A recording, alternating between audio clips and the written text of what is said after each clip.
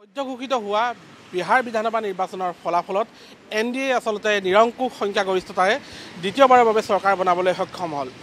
বিহাৰ নিৰ্বাচনৰ এই ফলাফলৰ পিছত অসমতো আৰম্ভ হৈছে ৰাজনৈতিক কুচকাৱাজ। অসমৰ ৰাজনৈতিক প্ৰেক্ষাপটত এতিয়া কি চলিছে বা অহা বিধানসভা নিৰ্বাচনত ইয়াৰ প্ৰভাৱ কেনেদৰে পৰিব বা বিৰোধীয়ে সুযোগ গ্ৰহণ কৰিবলৈ সক্ষম হ'বনে ইত্যাদি বিষয়বিলাক লৈ মই আব্দুল ৰাজ্জাকে আজি চাহৰ আড্ডালৈ আহিছোঁ নাহৰকটীয়ালৈ আৰু নাহৰকটীয়াৰ এখন হোটেললৈ মই যাম য'ত আচলতে সাধাৰণ জনতাৰ মনৰ বিষয়বিলাক লৈ পেলাই আজি এই চাহৰ আড্ডাত আমি কথা পাতিবলৈ চেষ্টা কৰিম।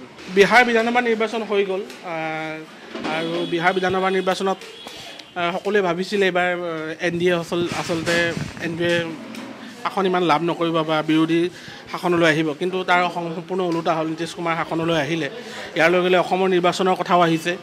গতিকে কি চলিছে অসমৰ এতিয়া হাৱা? কল্পৰ পৰা আৰম্ভ কৰিছোঁ, কল্পত লৈ ল'বা।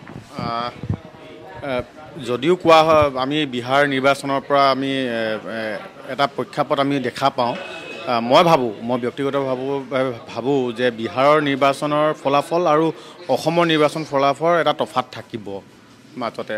আৰু বিহাৰত আমি দেখিলোঁ যে যিটো হিতাধিকাৰী আঁচনি যিটোৱে NDA চৰকাৰক যথেষ্ট সহায় কৰিলে, আৰু অসমতো বৰ্তমান সময়ত দেখিছোঁ নিৰ্বাচন যিমানে চমু চাপি আহি আছে, এই হিতাধিকাৰ আঁচনিটোৱে বৰ্তমান সময়ত এটা প্ৰভাৱ বিস্তাৰ কৰিবলৈ সক্ষম হৈছে।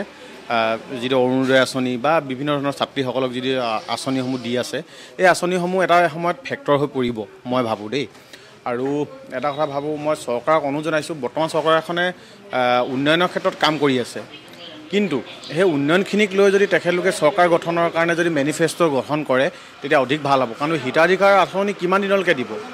5 বছৰ 10 বছৰ। আৰু যিজন এতিয়া চৰকাৰৰ নেতৃত্বত আছে ডক্টৰ হিমন্ত বিশ্ব শৰ্মা, তেখেতেতো অনন্তকালৰ বাবে মুখ্যমন্ত্ৰী হৈ থাকিব নোৱাৰে। আৰু এই হিতাধিকাৰী আঁচনিসমূহে অৰ্থনৈতিকভাৱে আমাৰ ৰাজ্যখনক টনকিয়াল কৰাৰ পৰিৱৰ্তে আমাক দুৰ্বলহে কৰি তুলিব। গতিকে যিবোৰ উন্নয়নসমূহ কাম কৰিছে, সেই উন্নয়নমূলক কামসমূহ লৈ তেখেতলোকে ভোটাৰৰ ওচৰলৈ যাওক, আগবাঢ়ক, মই সেইটো ভাবিছোঁ। আৰু বিৰোধীৰ কথা আমি জানো, যেতিয়া নেকি ৰাজনীতিৰ কথা আহিছে বিৰোধীৰ যদি ঐক্য কথা কোৱা হয় বা বিৰোধীৰ যিটো দৃষ্টিভংগী হ'ব লাগে অনাগত নিৰ্বাচনৰ কাৰণে, আমি এজ এ নাগৰিক হিচাপে সেই যিটো তৎপৰতা দেখিব লাগে শক্তিশালী হোৱা নাই। তেখেতলোকৰ এটা নিৰ্দিষ্ট এটা লক্ষ্য নাই, আৰু বা গোটেইকেইটা দলৰ এটা সামঞ্জস্যহীনতাটো আছে, আৰু সেইটোৱে বিজেপিক সহায় কৰিব মই ভাবোঁ। বিৰোধী শক্তিশালী হ'ব পৰা নাই। নন্দী কি দেখিছা আচলতে প্ৰেক্ষাপটটো কি? SIR এইবিলাক আহিছে, জনজাতিকৰণ, জুবিন গাৰ্গৰ ন্যায় কথাটো আছে, বিৰোধী একত্ৰিত হৈছে যদিও আকৌ অখিল গগৈ বেলেগকৈ গৈ পেলাই আঁতৰি পেলাই থাৰ্ড ফ্ৰণ্টৰ কথাও কোৱা হৈছে, অৰবিন্দ কেজৰিৱালক লগ কৰিছে, বা কি তুমি কি দেখিছা, তোমাৰ কি চলিছে? চাওক, বিহাৰৰ ইলেকশ্যনৰ আপুনি কথা কৈছে ইতিমধ্যে। বিহাৰৰ নিৰ্বাচনৰ ফলাফল আৰু অসমৰ নিৰ্বাচনক লৈ যদি আমি কথা কওঁ, তুলনা কৰাটো ঠিক নহ'ব, কাৰণ অসম এটা পৃথক ৰাজনৈতিক ভূখণ্ড। অসমৰ সমস্যাবোৰ বিষয়বোৰ বেলেগ। যেনে হৈ গ'ল আমাৰ সমস্যা কি, আমাৰ NRC, জনজাতিকৰণ, জুবিনৰ ন্যায়, সেইবোৰ আমাৰ সমস্যা। কিন্তু এইখিনি আৰু এটা কথা ক'ব লাগিব, জুবিন গাৰ্গৰ যোনটো ইছ্যু, সেইটো কিন্তু বৰ্তমান আমাৰ ৰাজনৈতিক পথাৰত কিন্তু কেন্দ্ৰবিন্দু হৈ পৰিছে। আমি কওঁ যে জুবিনক পলিটিচাইজ কৰিব নালাগে, ৰাজনৈতিকৰণ কৰিব নালাগে, বাট অপ্ৰিয় সত্য জুবিন ইতিমধ্যে পলিটিচাইজ হৈছে।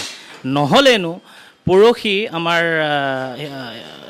CM ডাঙৰীয়াই এছেম্বলিত কিয় ক'ব it was a plain murder ৰাজহুৱাভাৱে? এতিয়ালৈকে কিন্তু SIT নিজৰ চাৰ্জশ্বীট দাখিল কৰা নাই।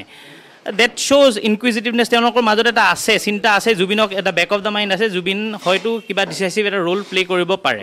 এইটো হৈ গ'ল জুবিনদাৰ কথালৈ। আমি সকলোৱে ভাবোঁ যে নিকাকৈ হ'ব লাগে, চফাকৈ হ'ব লাগে। যদি বস্তুটো নিকাকৈ হৈ যায় তেনেহ'লে পজিটিভ ৰিজাল্ট এটা পাব শাসকীয় দলে, আৰু যদি কিবা আমি ষড়যন্ত্ৰৰ গোন্ধ পায় ৰাইজে, তেনেহ'লে কিন্তু এটা পলিটিকেল আৰ্থকুৱেক এটা হ'ব পাৰে, ৰাজনৈতিক এটা ভূমিকম্প হ'ব পাৰে অসমত। 2 নম্বৰ কথা হৈ গ'ল, আপুনি মহাজোঁট আমাৰ গঠবন্ধন বা যোনটো আমাৰ বিৰোধী ঐক্য যোনটো হৈছে তাৰ কথা কৈছে। চাওক, everything is fair in love and war, আৰু পলিটিক্স এটা ৱাৰ। ইয়াত আপুনি চাব AIUDFক বৰ্জন কৰিছে। AIUDFক বৰ্জন কৰাটো বৰ বেছি, মই কিয় কৈছোঁ, AIUDFৰ লোৱাৰ আছামৰ এটা বহুত ডাঙৰ ভোট বেংক। তেওঁলোকক বৰ্জন কৰি বিৰোধী দলে যে আগবাঢ়ি যাব পাৰিব তাত কিন্তু অকণমান মোৰ দুইমত আছে।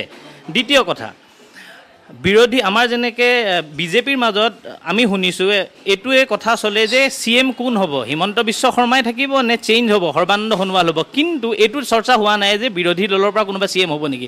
এইটো বহুত ডাঙৰ এটা ড্ৰবেক। কিয়? বিৰোধী ঐক্যমঞ্চ বা বিৰোধী গঠবন্ধন যিয়ে নহওক তেওঁলোকে আজিলৈকে তেওঁলোকৰ CMৰ কেণ্ডিডেট ফ'কাছ কৰিব পৰা নাই। ডেট মিনছ আপোনালোকৰ মাজত এতিয়ালৈকে মানে বুজাবুজি নাই। তেনেকুৱা যদি হয় আমাৰ কনফিডেঞ্চ নাহে। এতিয়াই যদি আপোনালোকৰ বুজাবুজি নাই, ফিউচাৰত আমি কেনেকৈ আপোনালোকৰ বিশ্বাস কৰিম? তো that's a very big problem. Pallab, কি দেখিছা নিৰ্বাচনী প্ৰেক্ষাপট অসমত কেনেধৰণৰ, ৰাইজৰ মাজলৈ গাঁওবিলাকত কি চলিছে? তুমি যিহেতু গাঁৱত ঘৰ, কেনেধৰণৰ চৰ্চা হৈছে, কি ভাব? আচলতে ভাৰতীয় জনতা পাৰ্টীৰ যিটো দল, এই দলটোৱে সৰ্বসাধাৰণ মানুহক সম্পৰ্কত ৰাখি আৰু সৰ্বসাধাৰণ মানুহৰ কথা চিন্তা কৰি দলটো আগবঢ়াই লৈ গৈছে। আমি অৰুণোদয়ৰ পৰা আৰম্ভ কৰি বা নিযুত মইনা আঁচনি ইত্যাদি শিক্ষাৰ্থীসকলৰ কাৰণে যিখিনি আঁচনি তেওঁলোকে বা সৰ্বসাধাৰণ বিধৱা বৃদ্ধ বনিতাৰ পৰা আৰম্ভ কৰি যিসমূহ কাম তেওঁলোকে হয়, আজি কৰ কাটল বৃদ্ধি কৰিছে। আমি নৱপ্ৰজন্মই চিন্তা কৰিছোঁ, নকৰা নহয়। কৰ কাটল বৃদ্ধি কৰাৰ পিছত আমাৰ মানে বহুখিনি সমস্যা আহিছে, কিন্তু তাৰ তুলনামূলকভাৱে সেই কৰ কাটলখিনি কাৰ কাৰণে কৰিছে? আজি বিৰোধী দলে কয় মানে আপোনাৰ চামুচে লৈ বেলচাই দিছে। গতিকে সেই কথাটো মই এজন নৱপ্ৰজন্মৰ এজন যুৱক হিচাপে মই কেতিয়াও মানি ল'ব নিবিচাৰোঁ। কাৰণ কেলৈ আজি কৰ কাটল যিমানখিনি কাৰ পৰা সংগ্ৰহ কৰিছে? যিখিনি পুঁজিপতি, যিখিনি ধনীবান মানুহ, তেওঁলোকৰ পৰা কৰ কাটলখিনি বিশেষকৈ তেওঁলোকৰ পৰাহে যায়।